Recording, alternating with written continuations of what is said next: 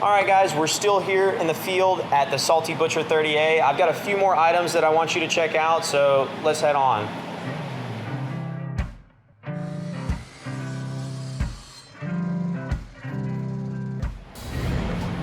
Well, we can't come to Salty Butcher without taking a look at the meat cabinet. It's really the centerpiece here, and personally, one of my favorite pieces that we made for this is this amazing 2 1/4 thick hard maple ingrain countertop that they put on top of the meat counter. They're serving the customers right over, and man, this thing really turned out looking amazing.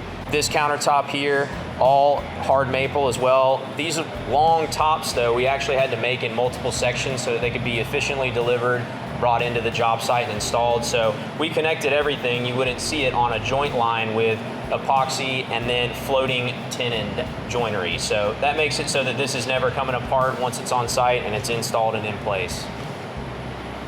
All right, guys, we got to check this out. I'm a bit of a machinery nerd, and they've got something here that's really special. This is an amazing cutting device here for the meat. They had to order this thing from Italy. They're only making about 2 of these a month.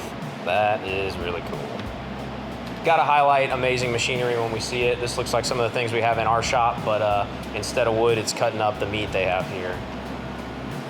So right next to this awesome piece of machinery, we've got this top that they're using for a sushi bar and sandwich prep station. They're actually cutting right on top of it and being able to use it. This ingrain hard maple makes it so that it's actually not really going to show knife marks over time. This thing's going to just absorb those very well. So cool to see it in place, installed, and in use.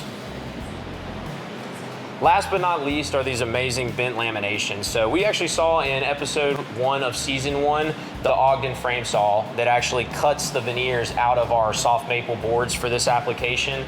When those veneers are finished, they then go on to the process we saw in episode 2 of season 1, which was the bent laminations and the forms we run on our CNC. So those forms get assembled, everything gets glued up, the parts get sized after the fact, sent on to our paint department, and then this is what the finished product is. And so cool to see those installed here at Salty Butcher 30A.